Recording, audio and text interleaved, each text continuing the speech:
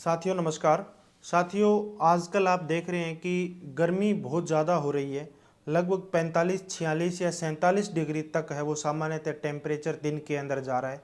इतना तापमान जब जाता है तो भेड़ एवं बकरियों में कई तरह की समस्याएं अपने लोगों को देखने को मिलती है, क्योंकि हीट वेव आज के समय में चलने लग गई है, यानी जिसे अपन लू कहते हैं, गर्म हवा जिसे अपन कहते हैं।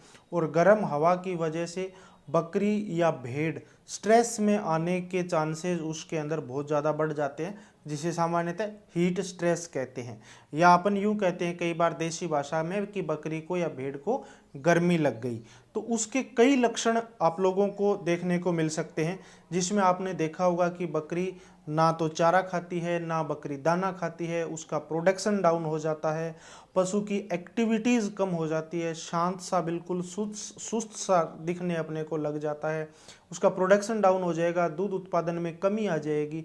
तो कई तरह के ऐसे लक्षण हैं। या डिहाइड्रेशन हो जाएगा, यानी पशु पानी नहीं पिएगा गर्मी लगने की वजह से, जो स्ट्रेस होने की वजह से, और पानी नहीं पिएगा तो शरीर के अंदर डिहाइड्रेशन होने लग जाएगा, यानी शरीर में कमजोरी आने लग जाएगी। लास्ट में आते आते अपन देखेंगे कि पशु को टेम्परेचर यानी बुखार भी आने लग सकता है। तो इस तरह की जो समस्याएं हैं टेम्परेचर ज़्यादा बढ़ने की वजह से अपने पशुओं के अंदर या अपनी भेड़ या बकरियों में, या जो छोटे बच्चे हैं उनमें दस्त लगने की समस्या भी ज़्यादा गर्मी की वजह से हो सकती है।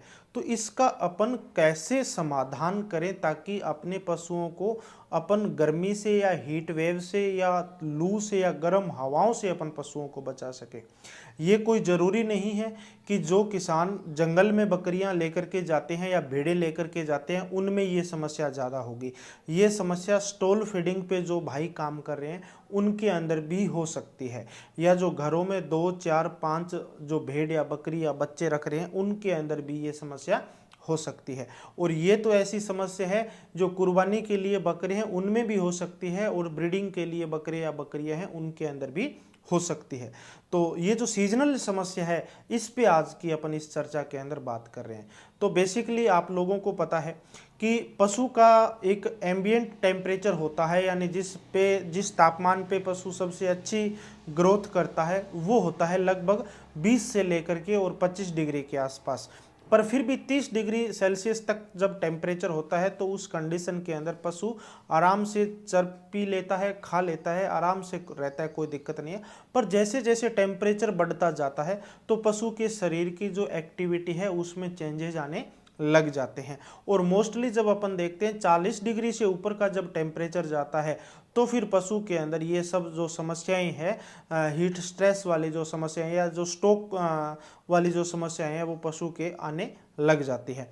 तो ध्यान रखें, जब ज़्यादा टेम्परेचर जा रहा हो, 40 डिग्री से ऊपर का जब टेम्परेचर हो तो उस समय पशु का नियंत्रण अपने को थोड़ा अच्छे से करना चाहिए, पशु का मैनेजमेंट अपने को अच्छे से करना चाहिए। इस मैनेजमेंट के अंदर क्या क्या प्रमुख बातें हो सकती है इस पे अपन चर्चा कर रहे हैं। तो सबसे पहला जो है पशु का आवास। पशु का जो भी घर है, पशु का जो भी शेड है वो प्रॉपर होना चाहिए। पशु ये नहीं है कि आपका पशु दिन में पूरे दिन धूप के अंदर रह रहा है तो आपको पशु के लिए शेड की व्यवस्था करनी चाहिए, या आपके पास में शेड नहीं भी है तो आप किसी पेड़ के नीचे भी यदि अपनी भेड़ों को या बकरियों को रख रहे हैं तो भी वहाँ पे थोड़ी बहुत अपने को कोई पुआल लगा करके या एक बार कच्ची 2-3 महीने के लिए टेम्परेरी अपने को व्यवस्था करनी है, ताकि अपना पशु बहुत ज़्यादा तेज़ धूप से बच पाए या जो लू चलती है इससे बच पाए। ये समस्या खास करके जो जंगल में पशुपालक भाई लेकर के जाते हैं या ओपन ग्रेजिंग पे जो भाई काम करते हैं उनके साथ में ज़्यादा आ पाती है। फिर यदि अपन हाउसिंग की और साथ में बात करें तो जो भाई स्टॉल फीडिंग पे काम करते हैं वो भी हाउसिंग की ऐसी व्यवस्था करें कि एक तो बकरी को या भेड़ को डायरेक्ट हवा ना लगे, बहुत तेज जो लू आ रही है, हीट वेव जिसे अपन कहते हैं, वो डायरेक्ट ना लगे। और दूसरी, अपने शेड के अंदर वेंटिलेशन प्रॉपर होना चाहिए, हवा का आवागमन अच्छे से होना चाहिए। कभी भी भेड़ एवं बकरी का जो शेड है वो बंद, पूरा एकदम कवर नहीं होना चाहिए। आसपास में यदि पेड़ पौधे हैं तो हीट वेव की तीव्रता है वो कम हो जाती है और अपने यहाँ का इन्वायरमेंट है वो थोड़ा ठंडा बना रहता है। तो कोशिश करें आसपास में पेड़ पौधे अपने को लगाने की कोशिश करनी चाहिए। दूसरी जो मैनेजमेंट से संबंधित अपन बात करते हैं फीडिंग की। फीडिंग यदि अच्छी नहीं होगी तो पशु उसकी वजह से भी स्ट्रेस के अंदर थोड़ा बहुत रहता है, और ऊपर से जब इतना टेम्परेचर होगा तो पशु के अंदर स्ट्रेस का लेवल बढ़ जाएगा और पशु का प्रोडक्शन है, पशु का रिप्रोडक्शन है या जो दूसरी चीज़ें हैं वो सब डाउन आने लग जाएगी। तो अपने जो भी पशु को चारा देते हैं वो एक तो कोशिश अपने को ये करनी है कि टाइम फिक्स कर लेना है। ऐसा नहीं है कि दिन में अपन कभी 1 बजे चारा डाल रहे हैं, कभी सुबह 10 बजे चारा डाल रहे हैं, कभी अपन 11 बजे चारा डाल रहे हैं।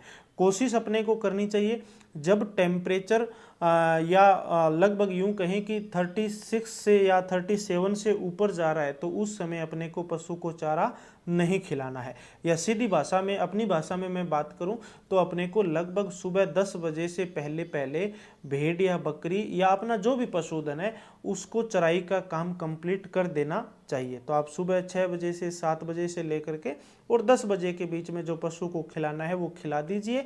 उसके बाद में पशु को रेस्ट करने दीजिए।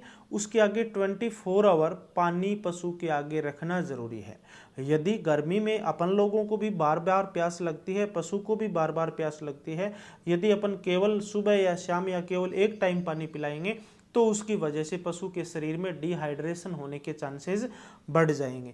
और पानी जब अपन पिलाते हैं तो थोड़ा सा कोशिश करना चाहिए कि पशु पानी ज़्यादा पिए, उसकी वाटर इनटेक कैपेसिटी अच्छी हो।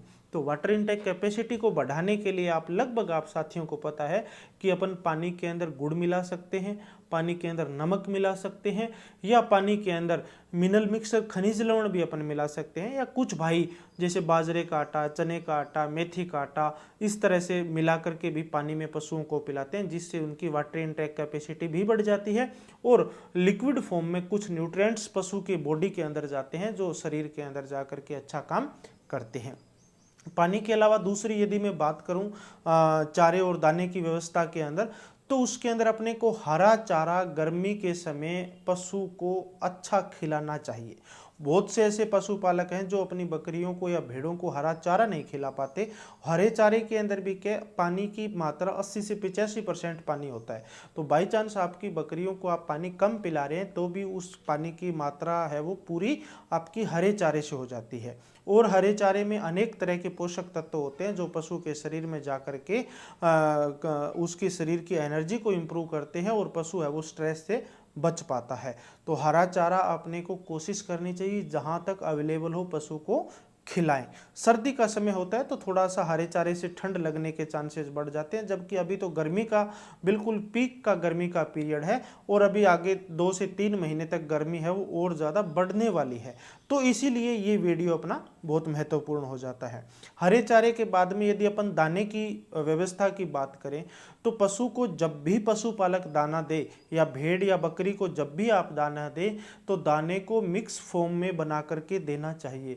दाने के अंदर 3-4 अलग अलग तरह के दाने मिला करके देना चाहिए, जिसमें प्रोटीन की मात्रा भी आ जाए, जिसमें कार्बोहाइड्रेट की मात्रा भी आ जाए और जिसके अंदर फैट यानी एनर्जी की मात्रा भी आ जाए। तो बेसिकली आप लोगों को पता है कि जो बकरी को या भेड़ को जो अपन दाना देते हैं उसमें मक्का इस सीज़न के अंदर ऐड कर सकते हैं, गेहूं अपन इस सीज़न के अंदर ऐड कर सकते हैं, उसके बाद में अपन जो ऐड कर सकते हैं जो सबसे बेस्ट है गर्मी के सीज़न के लिए। और ब्रीडिंग पे कोई भाई काम कर रहा है तो जो उसके लिए सबसे बेस्ट होता है। और उसके अलावा अपन खलियां काम में ले सकते हैं जो एक प्रोटीन का और फैट का सोर्स है, जिसमें अपन कपास की खली काम में ले सकते हैं, सरसों की खली काम में ले सकते हैं। यदि कोई भाई मूंगफली की खली इस सीज़न के अंदर खिला रहा है तो मेरी ये रिक्वेस्ट है उसे बंद कर दें, क्योंकि मूंगफली की खली का जो नेचर है वो थोड़ा सा गर्म ज़्यादा होता है, तो वो बॉडी के अंदर जा करके और बॉडी के टेम्परेचर को थोड़ा इंक्रीज करता है। तो मूंगफली की खली की बजाय आप सरसों की खली इस समय देंगे तो ज़्यादा बेटर रहेगा। और इसके अलावा आप जैसे चने का छिलका है या मूंग का छिलका या मूंग दाल के जो टुकड़े हैं या चने की दाल के जो टुकड़े हैं उनको लगभग अपने आहार के अंदर 20% तक मिला सकते हैं, जिसकी वजह से सभी तरह के पोषक तत्व है वो आप जो बकरी को दाना दे रहे हैं उसके अंदर आ जाएंगे। आप उसके अंदर 2% तक खनिज लवण अवश्य मिलाएं और खनिज लवण के साथ साथ में नमक का तो आप सब साथियों को पता है कि जो भी पशु का आहार होता है उसके अंदर 2% अपने को नमक मिलाना आवश्यक होता है।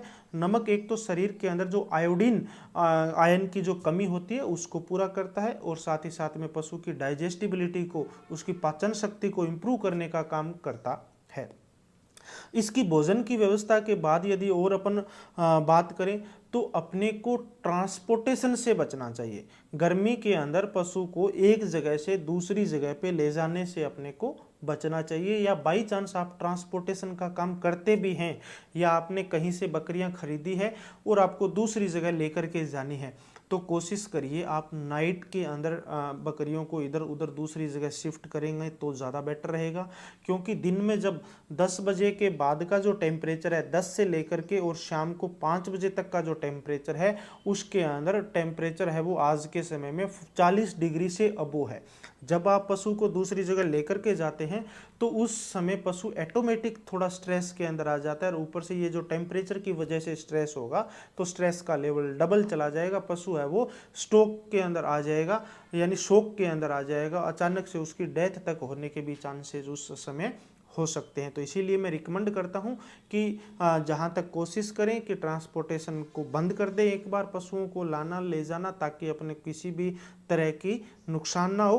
पर आज के समय में कुर्बानी बकरों का सीजन चल रहा है, तो जो भाई कुर्बानी पे काम करते हैं या जो भाई ट्रांसपोर्टेशन पे काम करते हैं या कोई ब्रीडिंग के लिए भी बकरियां या बकरे खरीद करके लेके जाता है, तो या तो सुबह 10 बजे से पहले पहले अपन वो काम कर लें, या अपन शाम को 5 बजे से लेकर के और पूरी रात अपने पास में होती है, तो जब ठंडा समय होता है उस समय अपन बकरियों का ट्रांसपोर्टेशन करेंगे तो वो ज़्यादा बेटर रहेगा।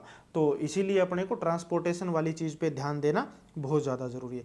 चारे का मैंने बताया कि सुबह जल्दी के समय में अपने को चारा डाल देना है, और शाम को लगभग 5 बजे के बाद आप उसे स्टॉल फीडिंग पे करते हैं तो चारा डालिए, और यदि आप बाहर ओपन ग्रेजिंग में भी लेकर के जाते हैं तो पशु को दिन में जब बहुत ज़्यादा गर्मी होती है उस समय कम से कम 3 से 4 घंटे रेस्ट दें।